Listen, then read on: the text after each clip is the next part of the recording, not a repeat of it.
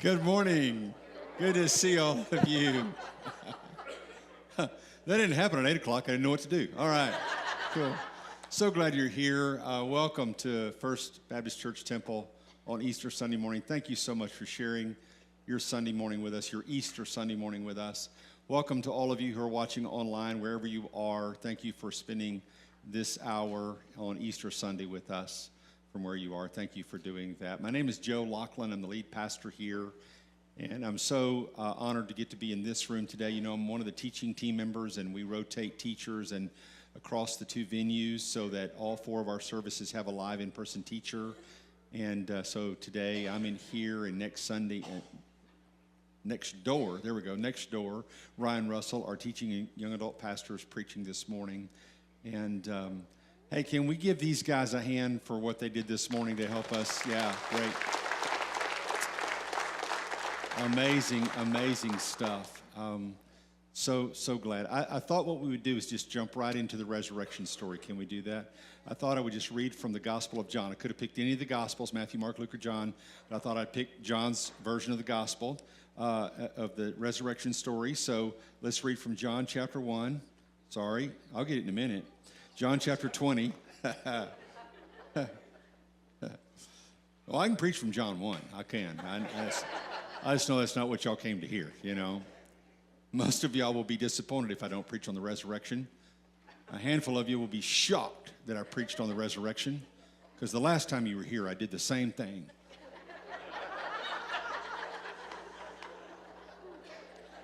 But I've learned something recently, by the way. I learned that they've done research on this. It's not that the big crowd today at churches is based upon those who come only on Easter. It's not that. It's actually those who come once or twice a month. They decide to all come today. And so we could have this every Sunday. Okay, that's a whole nother sermon. All right, y'all didn't even come for that either. Okay, that's a whole nother thing. Yeah, all right, John chapter 20, here we go. Now, on the first day of the week, Mary Magdalene came early to the tomb while it was still dark and saw the stone already removed from the tomb. So she ran and came to Simon Peter and to the other disciple whom Jesus loved and said to them, "They have taken the Lord from the tomb, and we do not know where they've put him." So Peter and the other disciple left, and they were going to the tomb. Now we think that the other disciple not named here is actually John, the one writing the gospel, because he's already described the person as the one whom Jesus loved, and John loved to talk about that. And also because we're going to find out something else in the next verse about why John didn't name himself, but he was kind of proud of it. So in verse 4, the two were running together, and the other disciple ran ahead faster than Peter. There you go. Yeah, it was John. Sure was. Yep. And he came to the tomb first, and he stopped and looked in and saw the linen wrappings lying there. However, he did not go in. So Simon Peter also came following him. And I'm sure John was tempted to include, but didn't, huffing and puffing. So Peter also came following him, and he entered the tomb, and he looked at the linen wrappings lying there, and the face cloth which had been on his head, not lying with the linen wrappings, but folded up in a place by itself. So the other disciple who had first come to the tomb also entered then, and he saw and believed. For they did not yet understand the scripture that he must rise from the dead. So the disciples went away again to their own homes. But Mary was standing outside the tomb, weeping. So as she wept, she stooped back to look into the tomb. And she saw two angels in white sitting, one at the head and one at the feet, where the body of Jesus had been lying. And they said to her, "Woman, why are you weeping?" And she said to them, "Because they have taken away my Lord. I do not know where they put him." When she had said this, she turned around and saw Jesus standing there. Yet she did not know yet that it was Jesus. Jesus said to her, "Woman, why are you weeping? Whom are you seeking?" Thinking that he was the gardener, she said to him, "Sir, if you have carried him away, tell me where you put him, and we'll take him away. I will take him away." Jesus called her by name, Mary. She recognized him. She turned and said to him in Hebrew, "Rabboni," teacher. Jesus said to her, "Stop clinging to me, for I have not yet ascended to the Father, but go to my brothers and say to them, I am ascending to my Father and your Father, and my God and your God." Mary Magdalene came and announced to the disciples, "I have seen the Lord," and that he had said these things to her. Now, Peter offers his story of the resurrection. He wasn't there in person until later.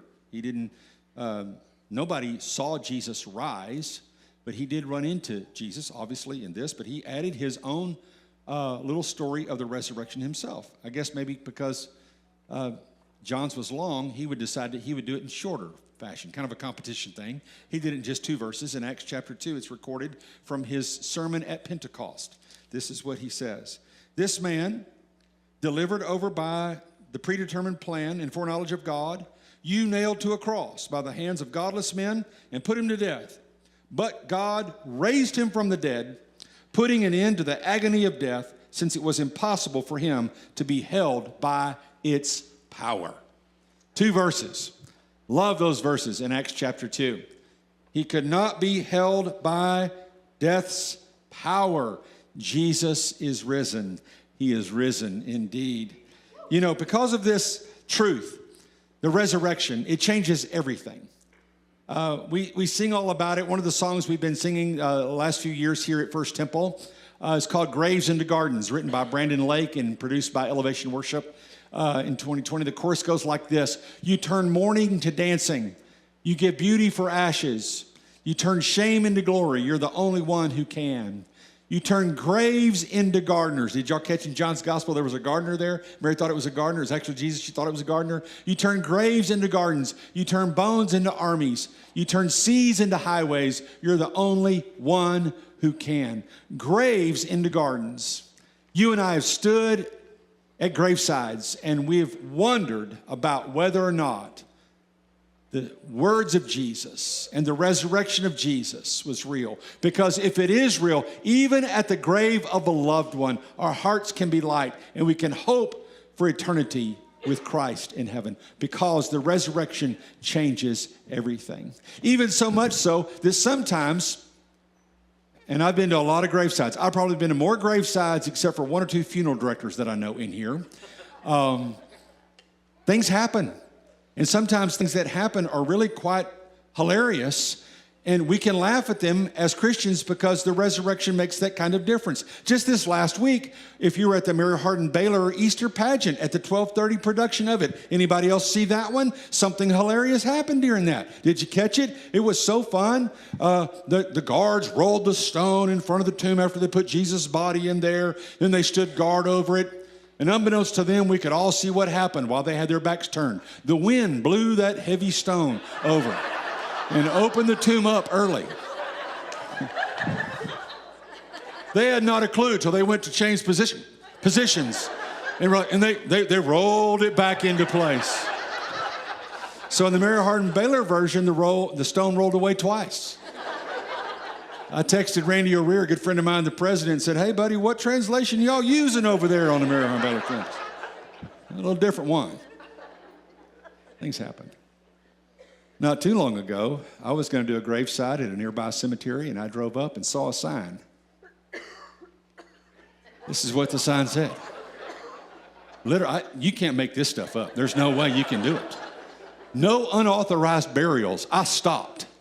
I took a picture. I had to get out of my car to take a picture. I took a picture because I thought evidently at this particular local cemetery, which shall be unnamed, there has been a problem of unauthorized burials. Can you imagine that? I don't know. Thinking maybe they should put a light on that sign, because usually I'm thinking those come after dark. I'm not sure. How about that? I brought this picture home and showed Valerie, and she goes, it's going to end up in a sermon, isn't it? Oh, well, yeah, it will. Little did she know it was going to be the entire sermon. Because I wonder if you and I have participated in unauthorized burials. I know you're thinking, he's lost his mind. I'd heard rumors. He's lost his mind. Now, I'm not talking about the ever so lately contemporary popular maybe of secretly dispensing the ashes of a deceased pet in with the loved one in her or his casket and then burying it away. I'm not talking about that unauthorized burial. I think the fine print on this sign probably means like no non-human unauthorized burials, but you never know. I'm talking about that kind of unauthorized burial. And I'm hoping I'm not thinking that some of you under the cover of darkness have snuck out and participated in the disappearing of one body that you are having a hard time getting rid of, and you found a way to bury it somewhere. I'm not talking about that kind of unauthorized burial. But I suspect that all of us, each of us, to a person, have participated in unauthorized burials in one way or another. For example, some form of secret sin or mistake or failure that haunts us. That if people were to find out about it, it would be so shameful, we wouldn't know what to do. We don't think we could handle it. And so we bury it. We hide it. We distract others from it by pointing out their sins and their failures. Focus on their mistakes. We know that we need to deal with it, but we're afraid if we unearth it and bring it to light, it'll destroy our lives as we know it.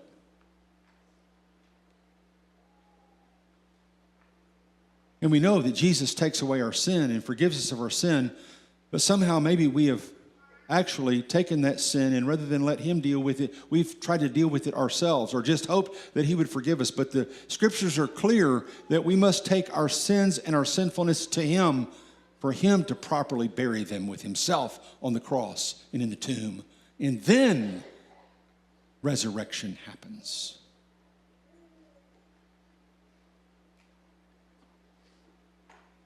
In terms of our undealt with, unconfessed, denied, buried sins and mistakes and failures, I hear Jesus whispering in our ears, no unauthorized burials, friend.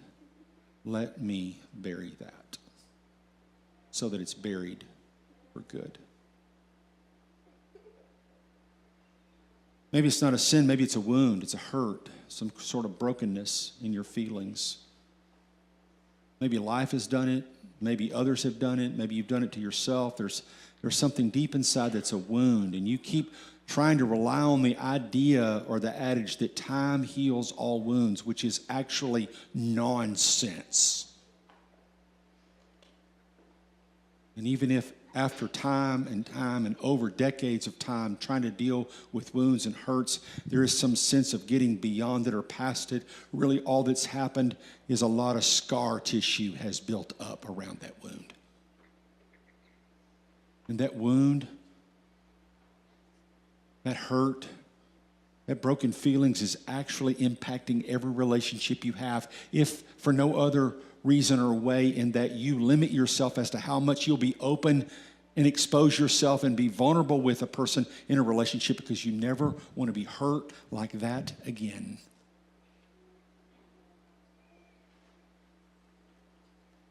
And the reason that idea that time heals all wounds doesn't work is because when we're tired or weary, rest is the solution. But when we're wounded, rest doesn't help. Recovery has to take place. And I encourage you to reach out and get help from those who help, therapists and psychologists and counselors that can help you with those wounds and deal with all those. But ultimately what has to happen is that you let Jesus, the one who was raised from the grave, put all the pieces back together in your life. And only then will it have been properly dealt with. Denying it, burying it will not be the solution.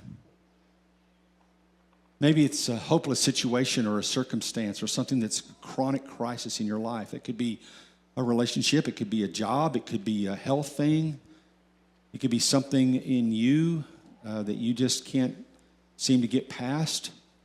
But really, it's probably outside you. It's something that's happened to you, or it just seems to be a part of your experience. You can't keep a job or get a job, or you bounce from one job to another, or the job that you're in is a disaster. You don't know how to get out of it. You've done everything you can. There's no hope for the future in it. There's a ceiling on you you cannot promote. You can't get ahead. Maybe it's finances. Maybe it's a chronic health issue that you have.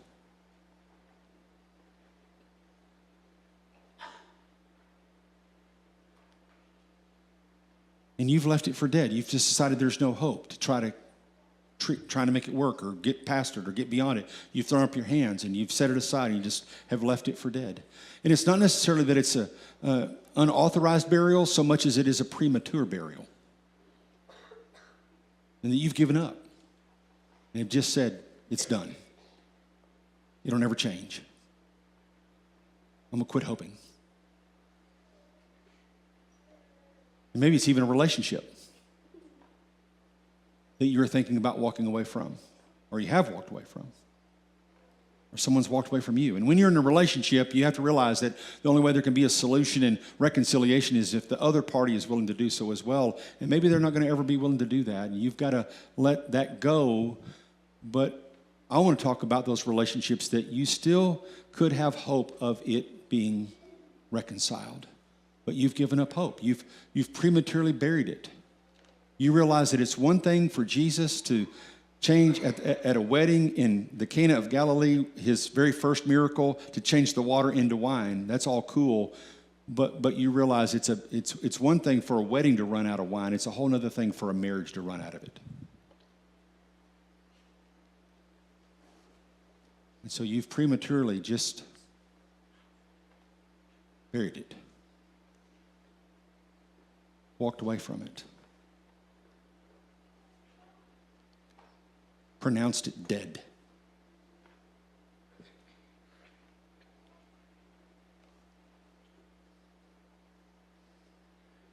Maybe it's none of those things. Maybe it's just you. You've given up on yourself.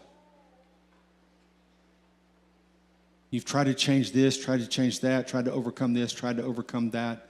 Nothing seems to work out for you. You've just said, you know what? I'll never be able to change. I'll never get better at this. I'll never figure this out. And you just beat yourself down and beat yourself down and beat yourself down. And you are trying to prematurely bury yourself. There may be someone here today, in person or watching online, that even you've contemplated ending your life. And friend, I want to tell you, that would be a premature burial. You are so valuable to your family, your friends, this church. But mostly, you're so valuable to God. He has a purpose for your life. I don't know what you think about him, but I know what he thinks about you, and that is he loves you. He loves you. Maybe all these things you've given over to God again and again and again and again and again. You've done your best not to bury them and set them aside. You've tried. I want to ask you to keep doing that, keep doing that, keep doing that, because God still has one more move he can make. The resurrection proves that to us. And I just want to encourage you to believe. Maybe there's someone you've given up on, or the thing you've left for dead, and throw your hands up at as someone who's so far from God that you just can't even imagine that they would ever come to Christ. You've prayed, you've preached, you've said nothing, you've argued, you've sent cards, you've given books. Don't give books. They see you coming, right? You've given up on them. You've just said, they'll never believe. They'll never come to Christ. Oh, friend. That's at least an premature, if not unauthorized burial. Maybe perhaps the greatest unauthorized burial you and I have participated in is the burial of hope. You and I have given up hope. There's often times in life when hope seems like a fool's errand. That is for sure.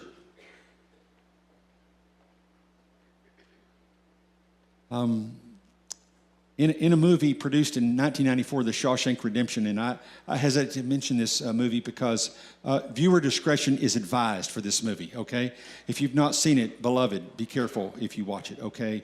It's like R-rated. You're thinking, why is the pastor quoting this? Well, okay, if you need something to judge me, here's the thing you can judge me on right here. All right, go ahead, okay? This movie's not only in my top 5, it's my #1 all-time favorite movie. It's about men in prison. One character, Andy Dufresne, portrayed by Timothy Robbins, is there for murder. He did not commit. He's innocent, but there for life. His friend, Ellis Redding, portrayed by Morgan Freeman, is in for murder for life, and he committed murder. As he said, the only guilty person in Shawshank is what he says. They have a dialogue about hope. And Red says this about hope. He says, let me tell you something, my friend. Hope is a dangerous thing. Hope can drive a man insane. Not too long ago in that dialogue, and not too later in that dialogue, he says his philosophy is get busy living or get busy dying. Later on in the movie, he finds a letter from his friend Andy, who's now escaped from Shawshank and is free. And this letter says this, remember, Red, hope is a good thing, maybe the best of things. No good thing ever dies. Before the end of the movie, spoiler alert, Red, after he's paroled, says these words over great scenes in the movie. I hope I can make it across the border. I hope to see my friend and shake his hand. I hope the Pacific is as blue as it has been in my dreams. I hope. I hope. I wonder if you would realize this morning that we sometimes have buried hope in an unauthorized and premature way because we have ceased to wonder, to dream, to imagine like Gary asked us to earlier in the service. I wonder if you could wonder with me this morning. Would you be so bold as to consider that thing which you, or that person which you have prematurely or unauthorized buried? Would you wonder with me about something? The scriptures tell us that Mary was at the crucifixion. This Mary, the mother of Jesus, different from the Mary we read about a while ago going to the tomb, but Mary at the crucifixion, the mother of Jesus, the Mary who had been awakened by the angel Gabriel to announce news to her that she would give birth to a son. And her first words were, how can this be? Words of wonder. How can this be? And then throughout the gospel sprinkled in are little statements whenever something would happen where Mary would be present, it would say, and Mary treasured all these things in her heart. And I wonder if when she did that, she said those words, how can this be? How can this be? I wonder if she stood at the foot of the cross of Jesus, watching her son be executed, the son whom she knew to be the Son of God. I wonder if she said these words, how can this be? I wonder if she wasn't the only mother there. The Gospels tell us that there were several mothers present and names them mother of Joseph, mother of James, mother of Jesus. I wonder if there were other Marys that the Gospel writers didn't include in their list. I wonder if the mother of one of the thieves on the cross next to Jesus was there, watching her son die too. And I wonder if she, like Mary, was saying in her heart, how can this be? My little boy, a precious child, who played and had fun, and I had dreams for her, who I hoped would give me a grandchild, and yet turned to a life of habitual crime to the point where they're executing him today. How can this be? I wonder if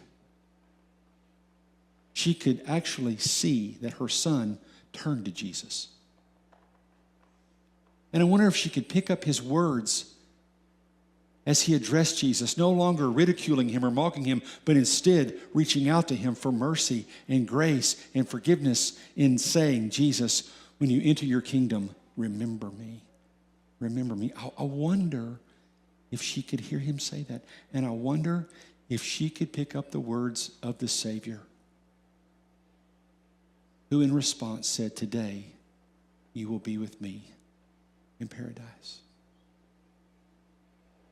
I wonder if, as Jesus said that, if she had in her mind a change in her statement, instead of saying, how can this be?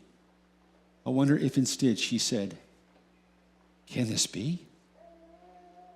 I wonder if she, along with the others who the next day went on their own pace, maybe not quickly as John went, who was the speedster, went on their own pace to the tomb to find it empty for themselves, if the mother of that one who was crucified next to Jesus made her way to the tomb, and at the tomb, instead of saying, how can this be?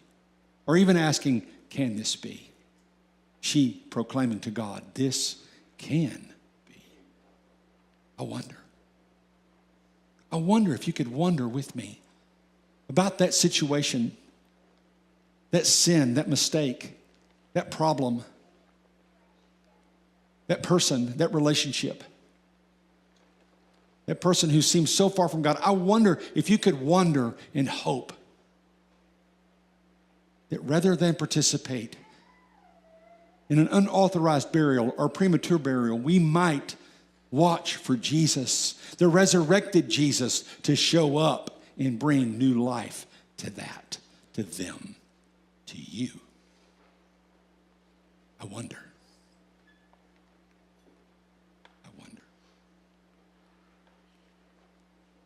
Would you bow your heads? Would you close your eyes, and just for about 30 seconds, would you just give whatever it is you need to give to Jesus, give it to him today? And remember, there's no formula. There's no specific words. The thief on the cross just said, remember me. God knows your heart. Give that to Jesus.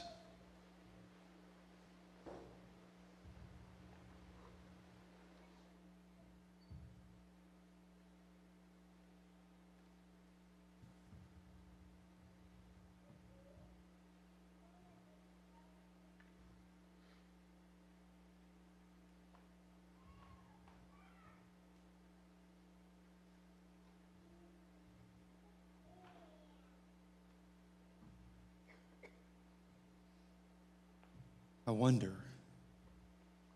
if you could ask Jesus about that thing, that person, that scene, that situation, that relationship you've buried, you've lost hope. I wonder if you could ask Jesus, how can this be? Or even be willing to ask him, can this be? And you hear Jesus reply, it can be. Would you listen for his voice? I wonder if you'll wonder with me.